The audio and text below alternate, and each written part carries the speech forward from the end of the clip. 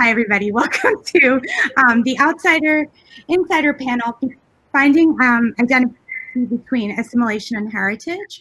I'm Kannan Cangro. I am a school librarian in Northern Virginia, kindergarten through sixth grade. I'm super excited about this panel because I feel like I was that kid. I'm a first-generation American of Indian parents who are immigrants. So I'll take this time to have everyone introduce themselves. Tell me your name, about your book, and a little synopsis. And we'll start with you, Brandy. All right. Hi, my name is Brandy Colbert, and this is my first middle grade novel. It's called The Only Black Girls in Town, and it's, the title is pretty self-explanatory, but the main character is a girl named Alberta, who is the only Black girl pretty much around her age, the only one in her middle school, in her seaside California town. And then one day she sees that someone has bought the bed and breakfast across the street from her family, and turns out they're Black. And so she now has another Black girl in her grade. And, they don't have a ton of stuff in common at first, but then they end up finding a box of journals in the neighbor girl, her name is Edie, in Edie's attic. And they sort of set off on this adventure to figure out who the person was who wrote the journals and how they're connected to the bed and breakfast that Edie lives in. And they sort of form a friendship along the way. Carlos, can you tell us something about yourself and your books? Sure. My name is Carlos Hernandez, and I am the author of Sal and Gabby Break the Universe and its sequel, Sal and Gabby Fix the Universe. In Sal and Gabby Break the Universe, Sal Vidon discovers that he cannot abide a universe where his mother is no longer alive. So he reaches into another universe and tries to find a new mom to take her place. But as soon as you start ripping holes in the universe, complicated things start happening. And the only other person who seems to be able to see what he sees and can do what he does is Gabby Real. And so they form their unlikely friendship in Break the Universe. And then in Fix the Universe, they try to fix all of those holes that they made, but really they just keep breaking stuff all the way through. Jasmine? Yeah, hi. So I'm Jasmine Warga, and my middle grade novel is called Other Words for Home, which is the story of a 12-year-old girl named Jude who, due to growing violence in her home country of Syria, is forced to move across the Atlantic Ocean with her mother, and they relocate in Cincinnati, Ohio, where her uncle has already been living for some time. Jude has never met her uncle before, but her uncle's married to an American woman and has a daughter who's around Jude's age. So she moves in with her uncle, her aunt, and her cousin, but her father and brother are still across the Atlantic Ocean in Syria. And so the book is sort of about how to make how can two places feel like home at once, and about her adjusting to life in America. Thank you. Rebecca? Hi, I'm Rebecca Balcárcel, and my book is The Other Half of Happy, middle grade novel. And like some of these other main characters, Kihana, who's 12 years old, is living in two worlds. She is half Guatemalan, and her father is from Guatemala. And suddenly the family is all excited that Kihana embraced her heritage, even though she has grown up very Americanized, because Guatemalan cousins have moved to town. So suddenly, well, they're bilingual. How come she's not? And so some tension starts. And the worst thing is that the parents start planning a trip to Guatemala. And Kihana's pretty sure she'll just be a failure from first tortilla to last because she doesn't speak the language. And she just doesn't feel very Latina. And it's going to take her the whole book to have some adventures to find out if a mixed kid can actually feel whole. I've loved all your books. I have them on display. Okay, so for the second question, can you describe your own experiences with being an outsider insider? How did some or all of these experiences help shape your novels? And I'll start with Carlos.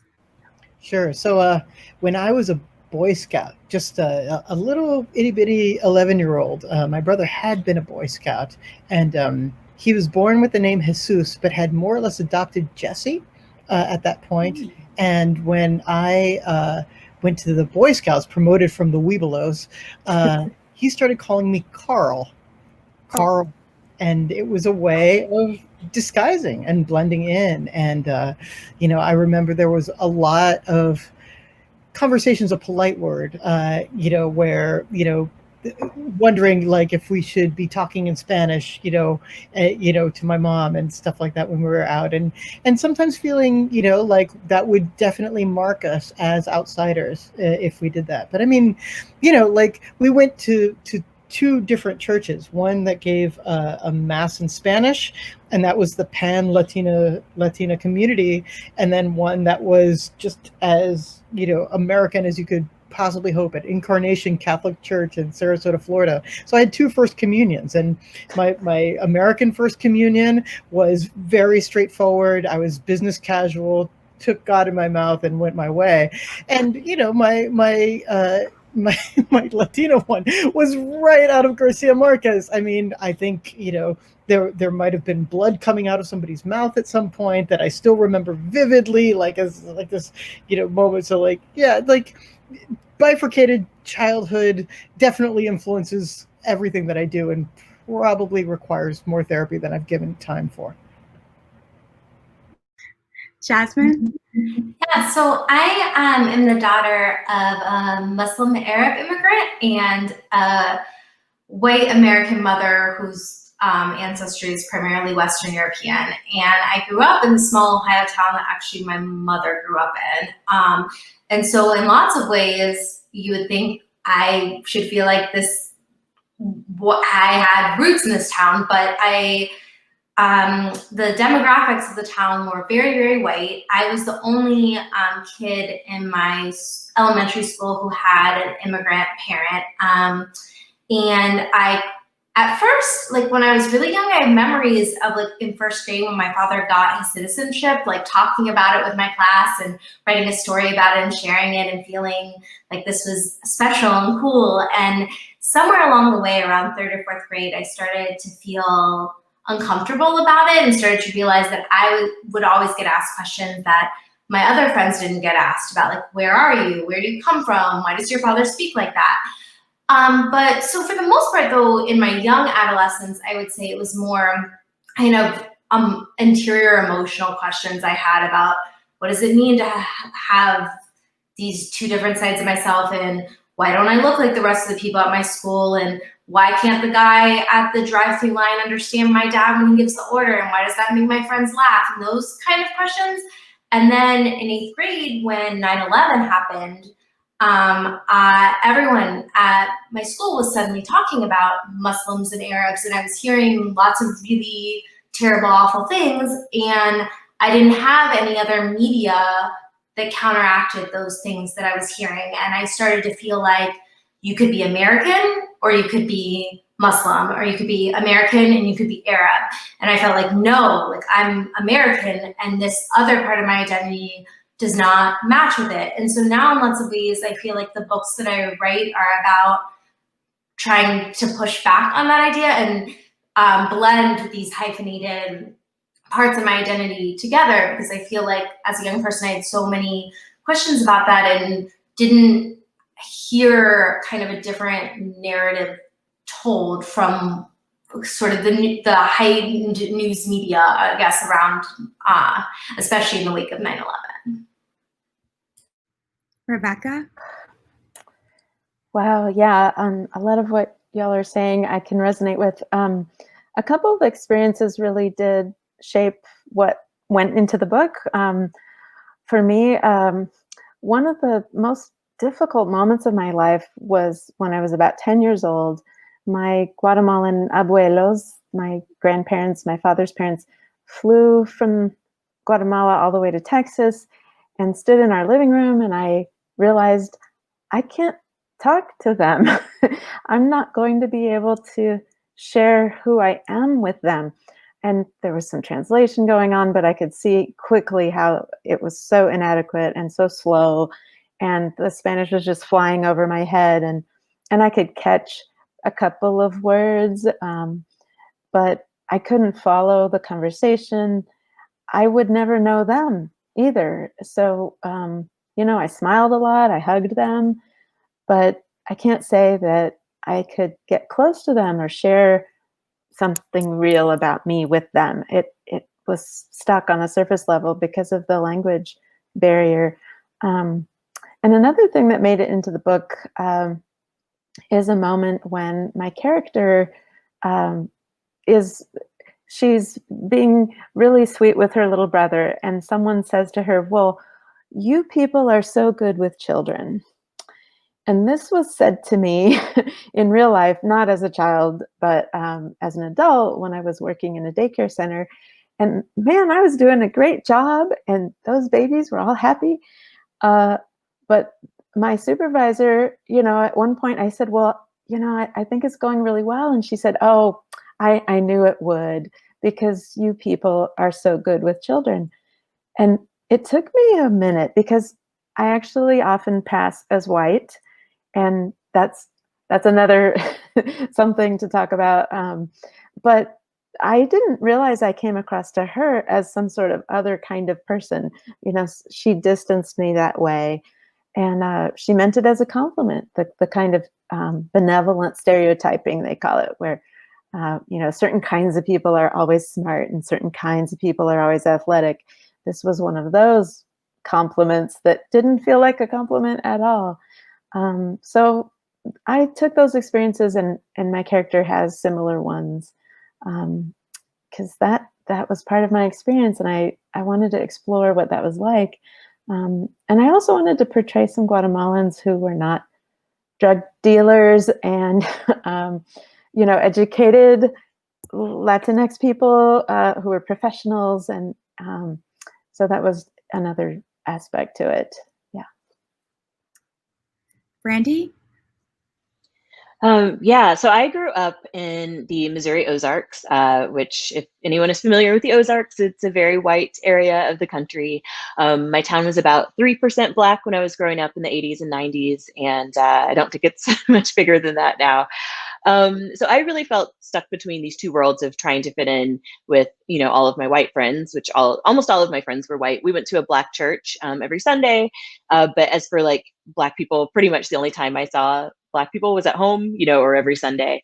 So I always felt that sort of like trying to fit in, like straightening my hair. We started like chemically relaxing my hair from a young age, because there were so many questions about my hair, even after, we straightened it.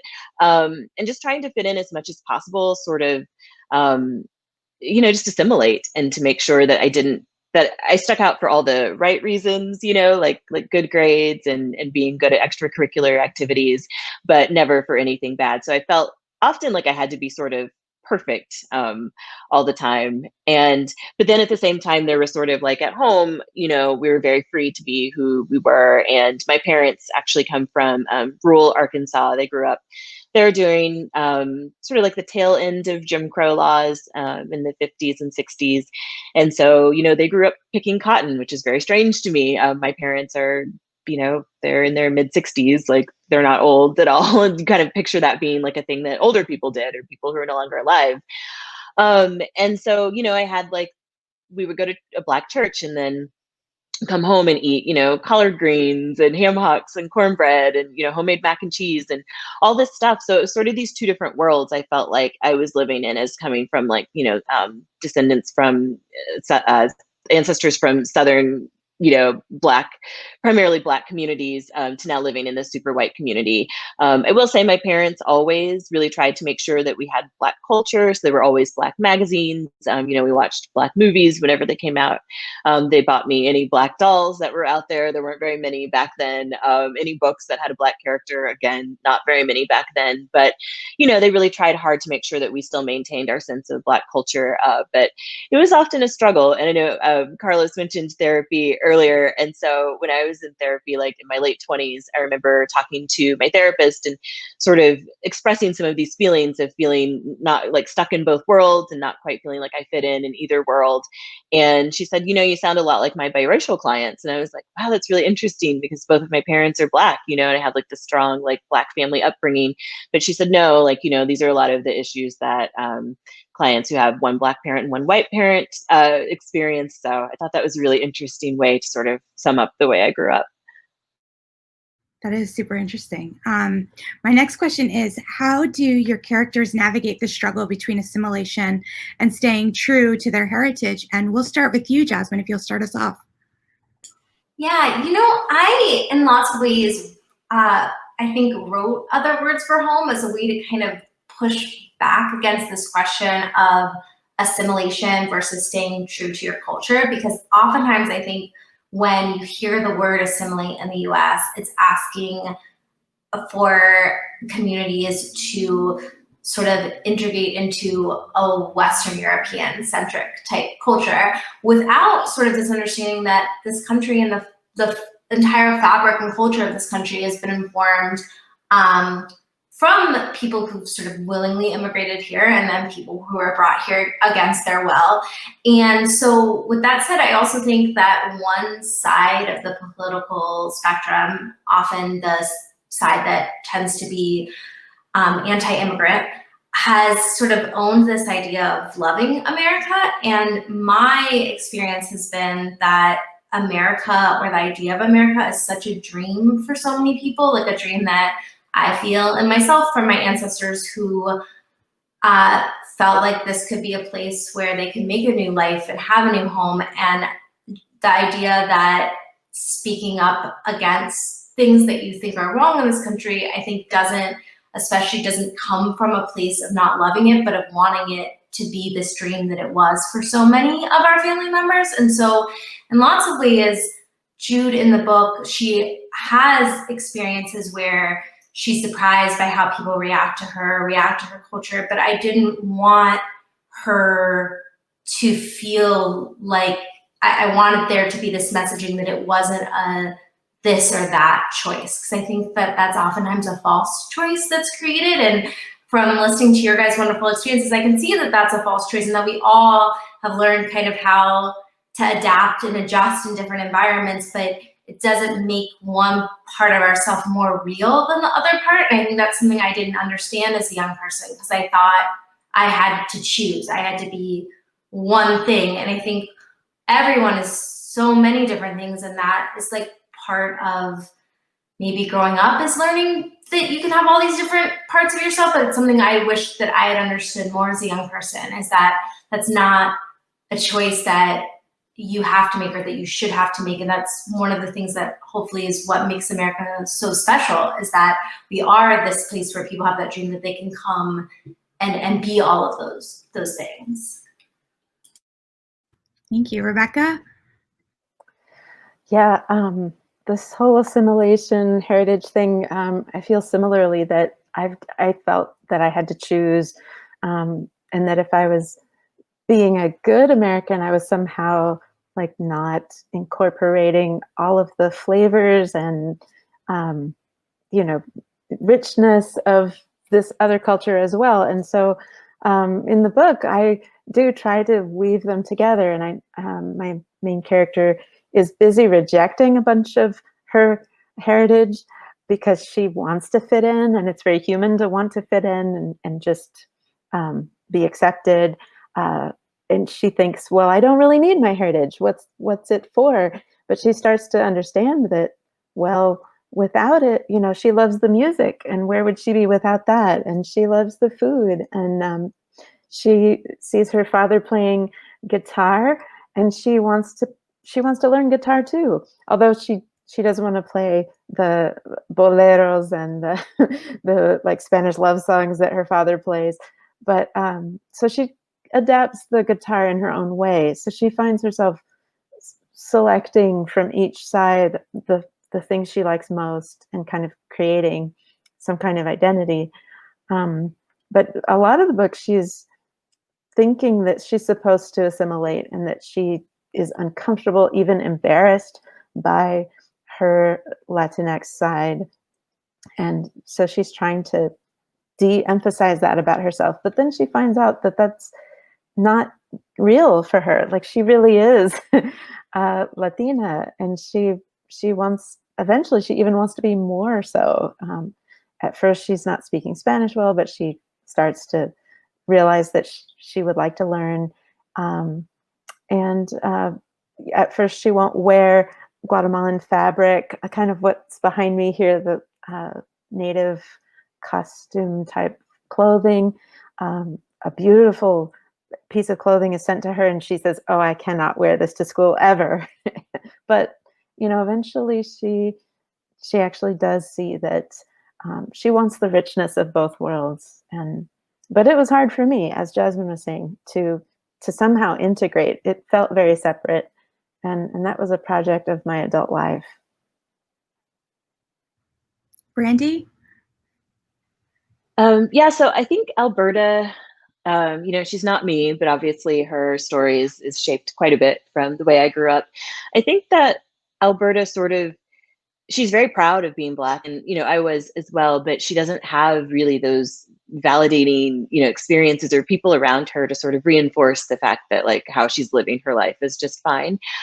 So I think she's at school, just kind of trying to, and among all of her friends, just kind of trying to fit in with them, while at the same time acknowledging like, I am Black. Like at the beginning of the book, there's a conversation with her best friend, Laramie, and Laramie is white, and they're having ice cream. And Alberta is super excited about Edie and her mom moving in across the street into the bed and breakfast. And she tells Laramie, and Laramie, they have this conversation about like, well, Alberta says, well, there's not very many Black people in this town. And Laramie's like, oh, and she starts counting the number of Black people, and Alberta is kind of like, that feels a little bit weird, the fact that you can count Black people here and that you are doing this in front of me. And then, Laramie says, well, but Alberta, like, I don't really think of you as being Black, like you're just Alberta. And to Alberta, that is offensive. And, that would be offensive to me because as Alberta says, being Black is part of who she is. It's not the only thing about her, but she does want that to be acknowledged because she is proud of it. So I think she's really more sort of aware of her identities and how powerful it is to be proud of it than perhaps I was as a kid, unfortunately. So it was nice to be able to write that, but she still has her insecurities about where she's growing up and who she's around. And, the fact that like her vice principal assumes that Edie is her cousin on the first day of school because they're both Black. And like, of course they have to be related to live in the same town if they know each other. But I think that, overall, like she has the positive messages from her fathers. Also, she lives with her two dads, and one of them owns a gallery and an art gallery, and another one is an art history teacher. And at one point, he talks about arguing the merits of Kehinde Wiley, a Black artist. And so I think she's getting those positive messages from home, similar to I was, while still just kind of trying to stay true to herself when she's out in like the larger world. Which, is a struggle as a 12-year-old and can still be a struggle, as Rebecca was saying, as an adult too. So. Carlos? So I start Sal and Gabby Break the Universe with a scene with a bully, and Sal has just moved from Connecticut to Miami, and the bully calls him a white boy. And in Connecticut, they were using racial epithets kind of on the other side of the spectrum. So it really begins by setting Sal up in this bicultural place where his skin color changes depending on where in the country he happens to have landed. And that's really important to me because, I grew up in Sarasota, Florida, where I was definitely like in the minority in terms of like how many Latinx folks were around, but we had family in Miami and we visited often. You go to Miami and all of a sudden the numbers flip wildly and there's Spanish signage all over the place, and the cuisine, not quite like Mom's was best, but like second best Cuban cuisine was available like all over the place. And suddenly it really did feel like going to a different country in a lot of ways. You were just, the zeitgeist just felt totally different in terms of like what expectations were, what languages you should speak and all of that. So I definitely wanted to represent that. And I also created Culeco as a kind of safe haven for people to be like, okay, well, in this place, you actually can be the person that you want to be and worry about all the other stuff, So like Culeco as a school is very much a place where cultures come together and, people speak English and Spanish, and there are people who speak French, and there are many different cultures represented there. But it is also primarily a Spanish-speaking culture, and concentrated in that way, it marks a difference from the rest of the country. Can you tell us about one or two scenes in your book where the main character feels torn about which self to be or which values to follow? And Rebecca, if you can start us off with this one. Okay. I'm thinking of a scene when Kihana passes for white, and I mentioned this earlier, because she is at a bus stop, and Mexican boys, or what people think are Mexican boys, because there's this idea, well, they're brown and their hair is like this, and probably they're Mexican, but they actually don't know.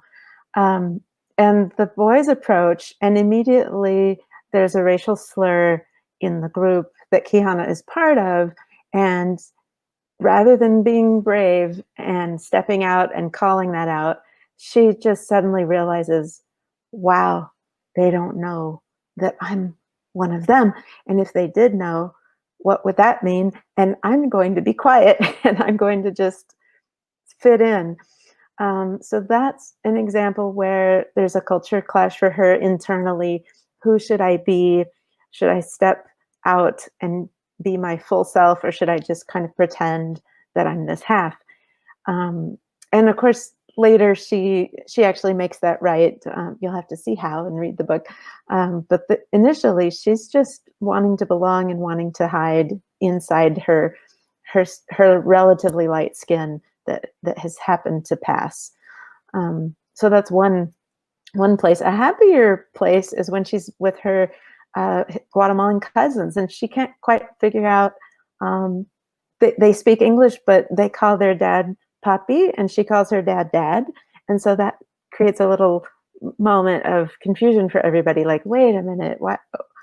Did he say Dad? Did he tell you, call me Dad? And she's like, well, no, he is my dad. So at that point, she's not quite sure if she's been wrong all this time. Like, she called her dad the wrong thing since birth, So she has a couple of places where she's trying to figure out which side she should be. Brandy? So I'm thinking of actually like the first chapter, the first few pages. It starts with Alberta at surf camp, where she's gone, every year for a long time. And her neighbor / kind of bully / nemesis, Nicolette, is there. And Nicolette overhears their surf camp instructor whisper in Alberta's ear that Alberta was the best surfer at camp. And that makes her furious. And so she decides to cut Alberta down and, tell her, well, the only reason that she's telling you that is because you're different from everyone else, meaning, you're Black and we're not. And then she asks Alberta, like, do you really think that you were the best in camp? Just really like baiting her. And, I was trying to think of what I would do as a kid. I don't know if I would have spoken up necessarily in that moment. I wasn't a super shy kid, but when it came to things like that, it just kind of hit you and you don't expect them. You don't always have an answer ready, but Alberta is not me. And she thinks about it for a minute because one of her dads especially always tells her, like, try to take the high road, like, don't get into arguments with people who don't deserve, your anger, your time. But Alberta decides this one's worth it. So she tells her, yes, I do think I was the best at camp.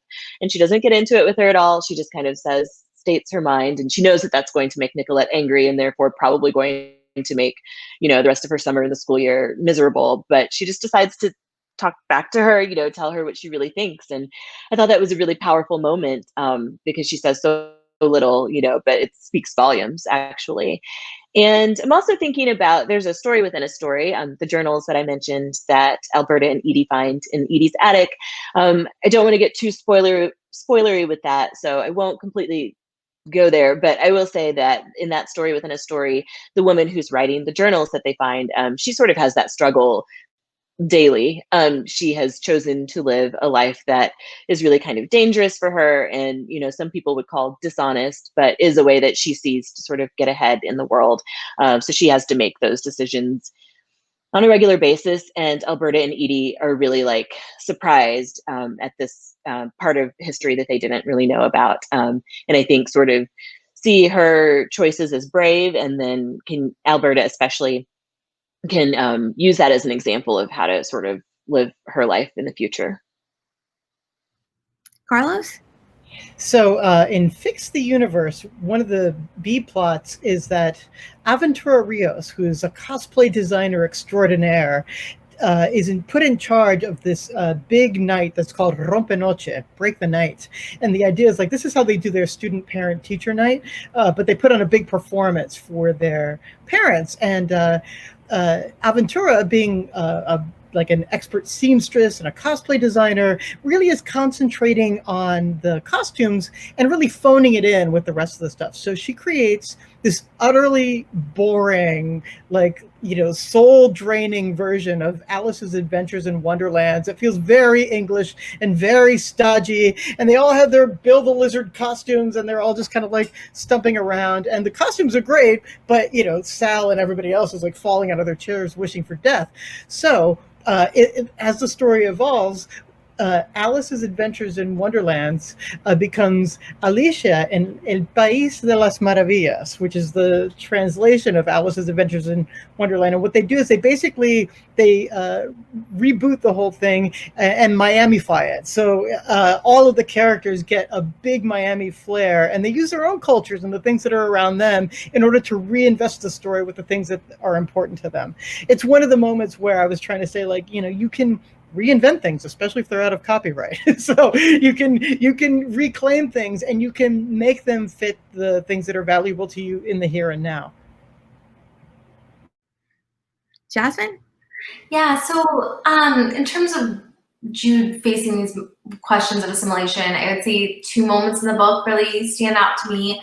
And the first would be when she starts to wear a hijab, and when she goes to school and is surprised by lots of people's reactions, and they aren't necessarily, she does obviously get some of the very like ignorant and aggressive reactions, but is surprised by the reactions from people who love her and care about her, that just misunderstand what this choice means and what this practice is. And part of the reason I wanted her to make this choice in the book is I realized from talking with so many of my like progressive liberal friends in America how misunderstood this practice is, because I think that sometimes when one thing looks like another, they get conflated. And I think like everyone can agree that government should not tell people, women, what they should wear or can't wear. But on the other hand, this is like a very long time religious and cultural practice that even predates Islam. And I think that people don't understand, I guess, the difference between those two things. And so I wanted to have that moment in the book and wanted to show people in Jude's community, like her aunt, who misunderstand and they want what's best for Jude, and they have a confusion about where this choice is coming from. And then the second thing would be, I think I talked a little bit about, for her, how jarring it is that suddenly she is her identity labels, because she came from a very pretty heterogeneous community where almost everyone else she interacted with was Syrian and most of them were Muslim. And now here in America, she's a minority and she's trying to understand, like, what does it mean to be Middle Eastern, which is a term she's never even heard before, and constantly asked about it. And so there's a moment where a terror attack happens, and not in the town she's living in, not even in the US, but it's her first experience of the news coverage in the West of that. And her friend who she's made at school, who is also a Muslim, says to her, now you're gonna learn what it's like to be Muslim in America. And so it's kind of her understanding of these things that she didn't deal with before in her home country, and questions that she wasn't asked. So those would, I would say, would be the two big moments. But there's lots of little things, and I think little things that lots of us who have immigrant parents can understand. Like, my dad was like horrified by the idea of me being like in a school play. That's just like not something that like happened in the Middle East. And so like she's nervous to tell her mom, like she wants to try out for this, and like different things like that too, that are kind of like a different like cultural fabric that I think for a lot of us who have immigrant parents have had those experiences of just certain things in American schools and customs are different than what they're used to, and are not on the straight path to trying to become a doctor. So in my house, if it wasn't that, it was not like deemed to be a working activity. So there's a little bit of that woven in. I hear you, Jasmine. I got back at them. I became a doctor of literature. Ha-ha! Exactly. I said at the launch for my debut book, I think the first thing when I was addressing my parents is I was like, Dad, it's not medical school, but it's something. So I know that some of you have already kind of brushed on this, but can you talk about the upsides of having your foot in two worlds for either you or your character? Because I think we all know there are lots of perks. I'll start with, I don't remember where I ended. I guess Brandy. I was going to say, I think it's me. Yeah, this was such an interesting question to think about because, if you're living in the United States, white culture is the dominant culture. And so I think anyone who is non-white has sort of learned how to navigate that space because you have to really, kind of survive and thrive. But for me, I think there's always value to learning more about someone's background and culture. Growing up, I was always interested in anyone, even though I was probably considered the different one. I was always interested in anyone who was different from me, whether that was, where their family was from, or there were a handful of other, people of color there. So if their family had spoke a different language in the home or anything like that, I was always sort of drawn to. And yeah, I think even among my white friends, I was able to sort of see those differences and really just respect, where they were coming from and feel like that added value to my life, just learning something new about someone else's culture or upbringing. Carlos? Very much a similar answer. I'll approach it a slightly different vantage, but Denise Chavez, the Chicana writer, I remember reading a critic of her who I think really said it spot on. He wrote that her voice benefits from the second sight that it gained from a second language.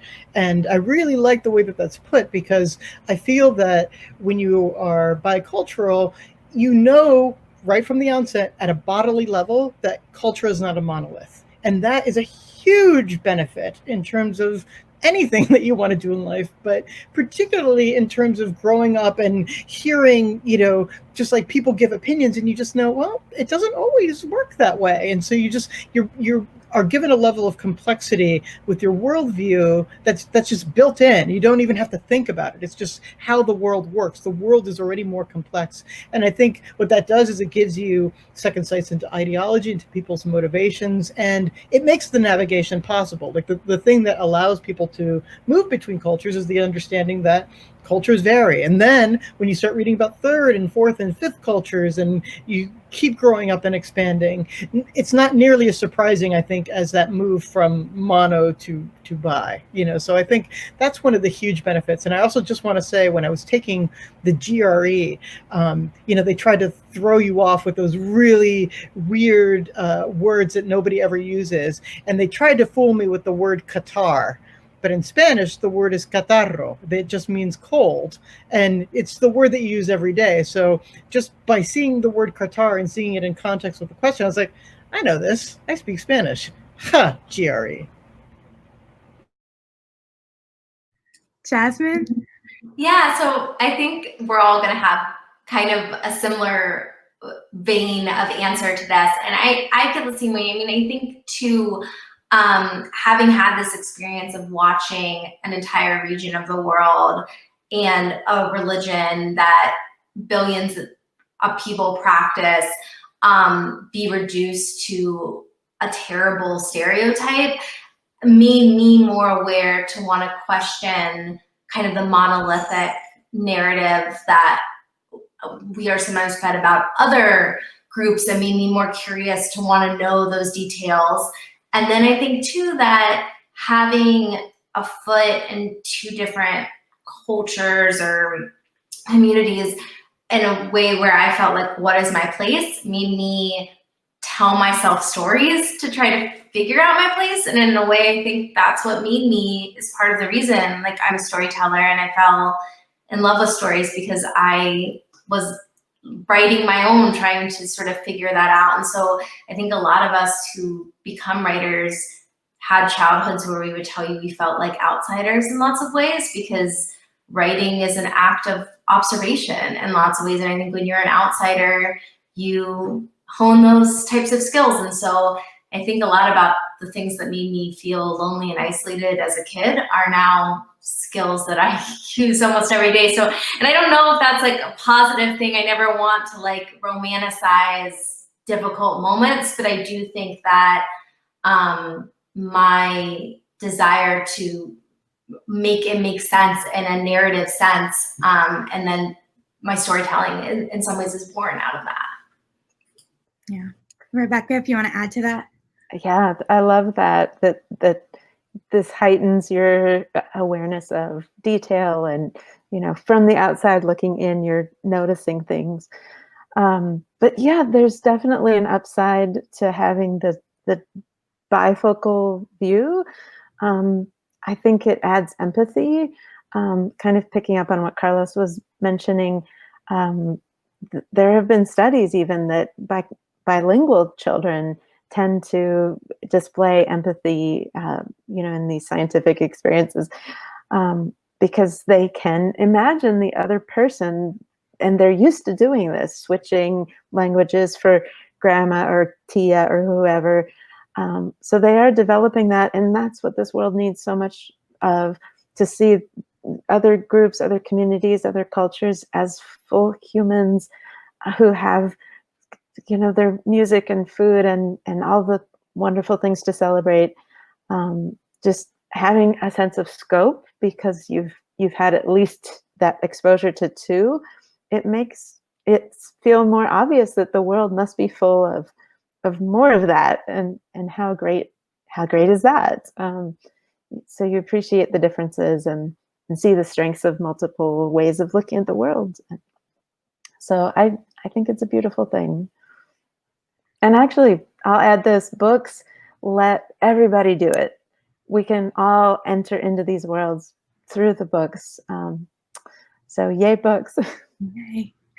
Thank you all so much. And thank you to Middle Ground Book Fest for allowing us to have this panel. And thank you to everyone joining us. So we hope that you'll read these books and more like them. So take care, everyone. Thank you, Thank everybody. you. Yeah. Bye-bye.